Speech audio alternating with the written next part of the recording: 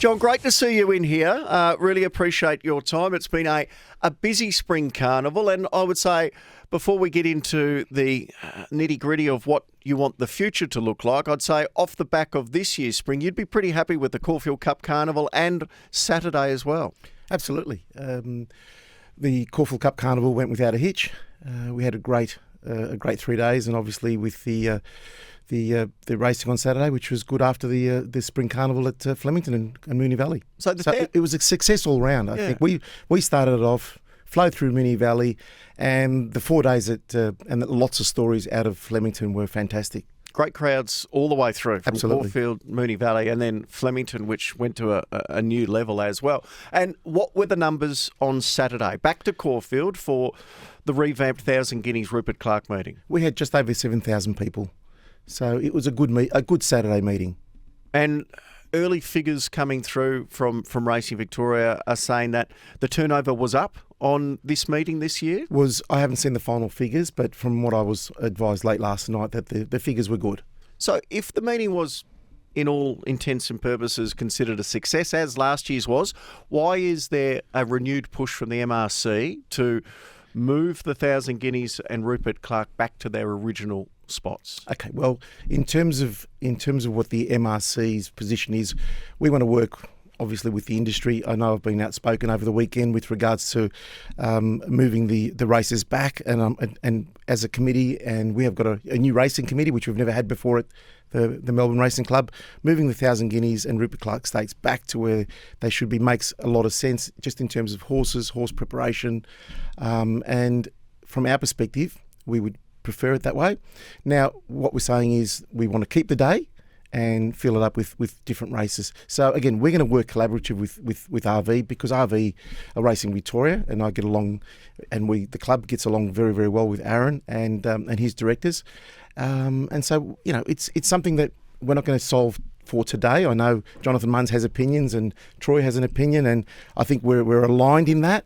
But again, it's a bigger thing. So we're just a small aspect of that ecosystem, and we're going to work collaboratively with Aaron. I spoke to Aaron at length yesterday, and we're all on the same page. We want to have a good look at it. So this is great fodder, absolutely. So for the listeners out there, just explain exactly how you want it to change. What if you move the 1,000 Guineas to Caulfield Cup Day, the Rupert Clark back to its original race date, which I think was September 21, what would the new meeting look like in that slot?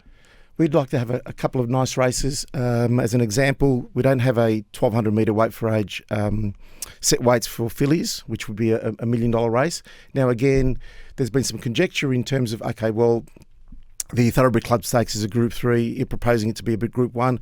But if you put the prize money in the right spot, and it's not an extra prize money, just reallocating certain aspects of prize money. So where would that money come to boost that up to $1 million? Well, our club would definitely chip in, and also it would just be reallocating certain races. So again, it's a bigger picture, and I'm not going to drill on it today just on one aspect of it.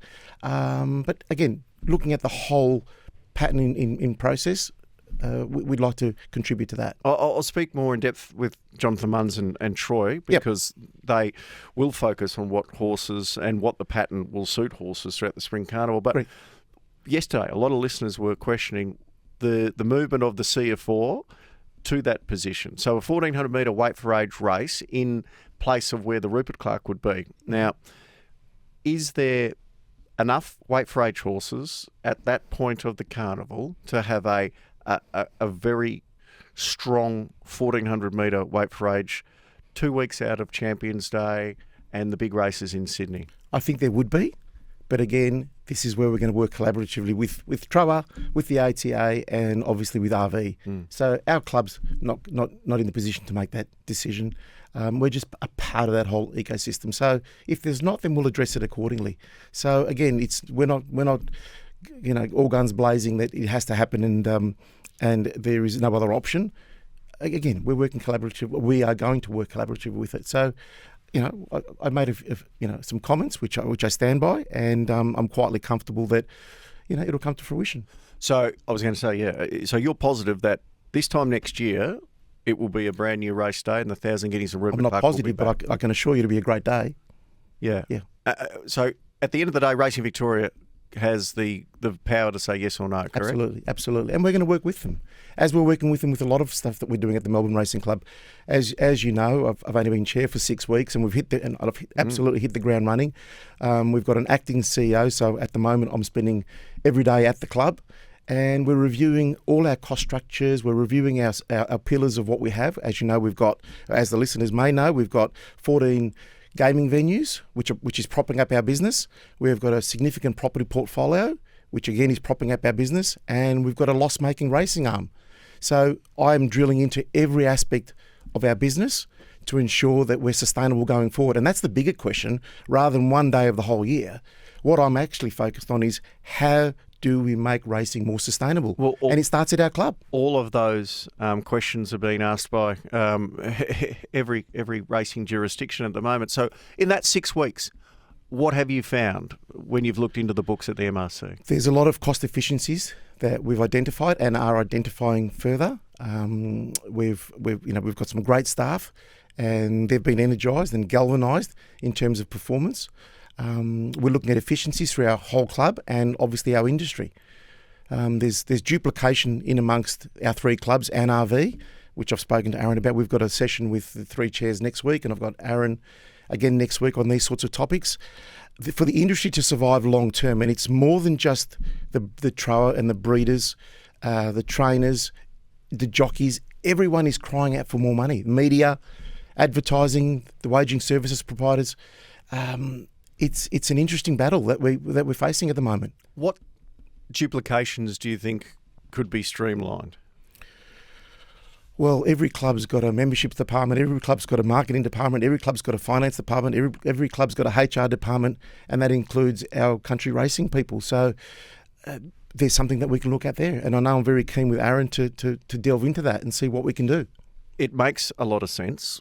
What about Moonee Valley and the VRC? Are they willing to work on trying to streamline that, as you say? Because I'm quietly confident all clubs are looking at it. Even Greyhound Racing and I'm sure Harness Racing Victoria are looking at it, because there's just no blue sky out there. There's red ink everywhere. RV's Racing Victoria's annual report came out, and I believe it's $12 million in the red. Well, the money's got to come from somewhere. We just can't keep borrowing. Our club is $165 million in debt. Now, we're fortunate that we have a $1 billion portfolio that we can rely upon. I don't think the other clubs have got that. I don't think any club in Australia's got that. Look at Rose Hill. I don't want to digress too much, but Rose Hill, they want to sell. There's numbers around $5 billion it's going to save the industry. Where's Mordialloc? Where's Epsom, when that was going to save the industry? Selling assets is not going to save the industry. It's just going to mask over the cracks. So and Kanga's not about masking the cracks. What do you do to rectify a $165 million hole at the MRC? I'm quietly comfortable that we'll make an announcement within the next 6 to 8 weeks of how we're going to eliminate that within 3 years. Is that, as you say, it is a challenge of mine and our committee. We won't be selling Sandown, I can assure you that. No. What we will be doing Parts of Sandown? Parts of Sandown, absolutely. We're rezoning Sandown now, and we have found a way to maintain racing, which is what I said all along. And our mandate that we had at the last election was to maintain racing at Sandown, which is a workhorse of the industry, and we want to obviously, I would like to see better races at Sandown. Different topic again with that. But we've got aspects that we can extract around $400 million without touching racing. And I'm excited about that, because that $400 million would be allocated to extracting extra revenue, okay, whether it be buying hospitals, whether it be buying a shopping centre. And if we can turn that $400 million into $40 million a year, well, that goes a long way. And I would imagine, though, if you want to have more races at Sandown, you'll need to put some money into refurbing Sandown. Absolutely, and we're refurbing Caulfield as well. And all racetracks need refurbing. I mean, look at Mornington, Pakenham, Cranbourne. We all need to spend money on our facilities, and that's an important aspect where you just can't build it once and just let it ride. You have to maintain it, and we have to be financially prudent, and whatever that looks like. And part of the platform that you and your new board stood for was not just the retaining of Sandown, but also the I suppose the pushback for a new grandstand. So that wasn't pushback, and it was a total. It was the denial of any type of new grandstand. Not fun. It is it makes no sense. It is not financially prudent, and it would almost bankrupt the club by spending another $300 million on a grandstand. So what would you need to spend on the current grandstand? You say you're going to do some refurbishment? We're working on the numbers. I'm on the record of walking through the grandstand and seeing what it needs to bring it up to standard of what our members and what our patrons expect. We have 2 large days. Our Caulfield Cup Day is the biggest day, which is 25,000 people. So if you amortise $250 or $300 million into 25,000 people, doesn't make sense. So what we are doing right now is looking at room by room scenarios of what we can achieve and what is financially prudent. I don't have the exact number today because our people are working on it, but it's nowhere near the $300 million mark, and we are just going to move it step by step and do it as per our cash flows and our financial budgets allow us to do. And part of that was moving the mounting yard as well, and that is still going to occur. That has already started. We've already started to do that. And in terms of moving the mounting yard, Sharky was on there asking us to do surveys. Well, I can show Sharky 2,700 emails that came through from 14,000 members. As you know, I spend time in the members. I spend time in the GA section, and not one person has said we love the mounting yard where it is. People like Rupert Lee will not even go to the mounting yard at the moment because it just defies belief of where it is. It takes away. We had 7,000 people, and it just didn't feel like a great crowd because we were spread across a large geographic area of Caulfield. Whereas tomorrow's Heath meeting, we may get 1,000 people. Well, my golly, it's going to look like death warmed up. So it's not attractive. So what do you do with that? You're going to retain the mounting yard where it is now as a pre-parade ring? Yes, and also we can allocate that area to our members and our GA section by activating the inside grass area. So Sharky was mentioning yesterday that we had lots of people that enjoyed the grass in front of the winning post. And a lot did. And it looked great. Cup Day. And I did too, and I enjoyed it. Absolutely. Love it. The fact is we've got 8,000 people behind the glass. As an example, our promenade members, we lost 60% of those because they couldn't see the horses. Okay, and one of the aspects of coming to the races is, yes, having dining, looking at the horses in the parade ring, watching the race and seeing the horses come back and actually seeing the presentation. At the moment, the presentation's 250 metres away. So it makes no sense for the owners, trainers, members. It just makes zero sense. So we've had that discussion. So now what we're doing is, for the Blue Diamond, the mounting yard will be coming back to its original position. And then from there, the day after the Blue Diamond, we will be completely reconstructing a new mounting yard. As you said yesterday, pushing it further across in front of the Hiskin stand and also redoing or upgrading, I should say, not redoing, but upgrading the services in the basement. The trainers, jockeys, owners' rooms. Jockeys will have, which is what they've requested, and as you know, I work with a lot of jockeys. The jockeys have requested a small gym and a stretching facility, both male and female. So they'll be getting that, and they'll be getting world-class facilities. Now, I'm not going to be travelling around the world seeking out world-class jockey rooms because I've had my people all around the world send me photos and plans of what they've currently got. So we're just going to pick the best of the lot. How much will this cost? Somewhere between $5 and $6 million. Okay. And we've budgeted for it. And how much did the construction of the current mounting yard and facilities cost? Around 40 million. So it's a lot of money, isn't it? You're looking at 50 but million. We're not just going to turf it and demolish it. We're going to reactivate that space. So and I'm on record by saying, would I have built it in such a form? Never. But our committee are committed to activating that space. So it won't be a complete waste. Yeah. Well, and I've said this a number of times, will the new mounting yard, when it's finally completed, allow the flow of crowds around the front between the race course and where the mounting yard is, or will it be cut off, so to speak? Will it run all the way to the track so you can't walk around the outside of the mounting yard to the other end of the race course? You'll be able to walk, not from the fence, the grass not section. Not from the Hiskins area through to... The Hiskins you will be able to, yes. Walk through around the front? Yes. Okay. Yes. Because I think that flow worked very well. Correct. And we're going to activate the inside of the mounting yard as well. So we've got aspects of it. Like if you look at the Randwick mounting yard out the back, you've got owners that can actually go into the middle of the mounting yard, and that is an aspect that we're working on. So by making it bigger, we can have a section there for owners. And one of the biggest complaints that the owners have had and trainers in the past is it was just congested in that owners area. So we're making that larger, and we're activating also the GA section and also our members to get closer to the horse, because that's what it's all about. You need our people to get closer to the horse. And the cost point, I know you had cheaper tickets on sale throughout Spring Carnival as well, and food and beverage, if you want people back to the track. Is that something that you're going to focus strongly on as well? Yeah, I personally love the RSL model and the surf club model.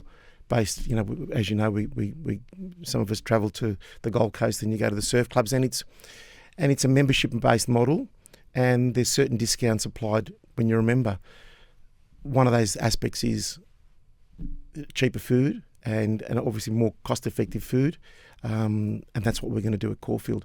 We had it on Saturday. I didn't have too many knockers, one or two. When I closed I made the universal decision with our committee to not have a committee room on Saturday because we were all exhausted. We've had committee functions at Moonee Valley, at Flemington. It was just too much.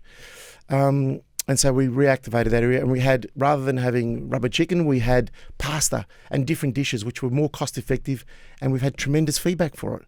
So not in the committee room, but in the promenade and the Black Caviar dining room. So these are the sorts of things. And that saves money. That saved us about $70,000. I'd rather that $70,000 go to the jockeys, the owners, and prize money. So with our committee, we're fortunate that we have $1 billion balance sheet. And my focus is on activating that. And if from our perspective, you asked me how we could top up races. Melbourne Racing Club has the capacity to top up its own races if we choose to do so. So I would like to extract all the efficiencies of our operations, being property, gaming, and racing, and reallocate that to our jockeys, reallocate that to our owners, and reallocate that to sort of those members, and benchmark 64 and 58 races where we can have a $200,000 or $300,000 race, which is topped up by our club. That's unique. That's the aspect that I want to get to. Would you like to see a membership which can cover all three metropolitan race clubs? Yes. Have you spoken to Moonee Valley and VRC about that? Yes. Is there a willingness for them to jump on board as well? I believe so. Really? So we could have an AFL-style membership where you don't have to pay 3 sets of membership fees to go to any race meet. The discussion's been at a very, very high level. We have another meeting next week, and I don't want to put words into Adz's mouth or Neil's. But from the MRC's perspective, we want to work collaboratively with the 2 other metro clubs. Absolutely, yes. I've got 5 or 6 memberships at least that are hanging off my binoculars. It's like there's a lot of membership there, and we have to look as an industry. We have to look at all our cost base. We have to look at how we're doing things. So moving races and discussing aspects like that, which is great. It's one aspect of it. There's a bigger picture here. How do we make racing more affordable? We've got a cost of living crisis. So as a club, we are very keen to get younger people to the races, to make it more affordable, to have older people coming back to the races. We've got golf carts coming from the car park back to be able to do that with our older demographic. I'm going to be older very, very soon, and I want to I want to have a policy in place that we can get people back. We want to activate our club with the local community. I've got a meeting this afternoon with the local member of parliament, because we want to activate the spaces that we do not use on race day with the community, and bringing the community back. Speaking of that, the centre of the Caulfield Racecourse, there has been a lot of speculation that maybe the Melbourne Football Club will be taking up a base at Caulfield. Is that likely to occur? As a club, we're part of that steering committee that Melbourne, the trust are looking at, and Melbourne Football Club. They had I stumbled across a meeting where they had a meeting on course the other day trying to raise money. From what Gary Pert and the guys tell me, that it's going to cost $140 million. They've got 40. So I believe they're chasing $100 million, which is not insignificant. But again, that doesn't really affect the Melbourne Racing Club. It's all about the trust that controls the inside of the track. And it needs to be clear, it's not the Melbourne Racing Club land that they're looking at. They're looking at the trust land, and that's government, obviously. A hell of a lot of SMSs coming through. Just quickly, I'm going to roll through a few. I'm a VRC member and have paid a $700 joining fee. How would that work for a 3-club membership? I suppose these are the fine These are the things we need to work out. And the clubs need to work collaboratively. And I have got a tremendous relationship with both Neil and Adam Lennon, and obviously Aaron, and we're keen to do that. The industry needs to survive. It's a bigger picture. Here's an SMS. The members' lawn and replacement of the mounting yard was brilliant over the Spring Carnival. Moving the other yard back is a mistake. Sure, change it, but moving it back is wrong. Same as moving race days back to traditional spots. So there's a racegoer who was there. But can I give you an example? We would have 400 people in the mounting yard in that grassed area. You've got 8,000 people behind the grandstand that cannot see a horse. We have got people paying $30,000 to $40,000 for a table annual that are not renewing. Can you tell me how that would be sustainable? You can't. It doesn't make any sense. You need to be able. There is no doubt. You need to be able to see the horses from the grandstand. Absolutely. And you can't currently. The Melbourne Racing Club is one of the only clubs in the world that has a mounting yard directly in front of the winning post. So again, I love the grassed area. We're going to activate the grassed area. There's going to be lots of grassed area. There's mounting yards around the world that are 250 metres away. Okay, doesn't work. I'm a VRC, MRC member. I think a group membership is a fantastic idea. Cheaper food for the everyday punter means cheaper beer and bucket of chips in the outer. That's from I'm offended. Can I tell you, when I go to racetracks and it's $14 for a can of beer, it's a bit obscene. Come on, guys. We need to do things more efficiently, which is why I have been on the ground, in the basement, in our club, to see where the money is going. I mean, with the warehouse managers, and seeing how can we be more efficient, because to get the beer to the fridges takes 400 steps. I want to try to reduce that so they don't have to go twice. How do we get our infrastructure right? Which is what my experience is in my career, in finance and in business advisory. How to be more efficient. And then those efficiencies are not spent on committees and rubber chicken functions. It's spent on the members. We are a members-based club. There's a lot of people here that are saying, great to hear Kanga speak so honestly. I'm an MRC member. Thank you for saving Sandown. Thank Kanga. I was a lucky owner at Caulfield on the weekend. MRC offering free membership for the rest of the year. We do that, If you're a winning horse owner, I think it's a great initiative. There's a lot of other SMSs that are quite positive. It's one of the best industries in the world. Another one here says, can you bring back race meetings to Sandown on Saturdays? Also, members used to be invited into the committee room. Just on that, and I know you've got to go, what's the situation with the Heath? We've got a Wednesday meeting tomorrow. Wednesday tomorrow, You're going to have more race meetings at Sandown. Where does that place the Heath? Which means we're going to have less meetings at the Heath. But what we are going to do with the Heath is have more jump outs and provide more grass to our trainers. So it cost us $37 million. We're not just going to rip it up. We're going to utilise it for the industry. So I will be making it, our committee will be making it available to other trainers to come to Caulfield to have the jump outs, to get on grass. In the middle of winter, it makes it very hard because there's not a lot of grass available.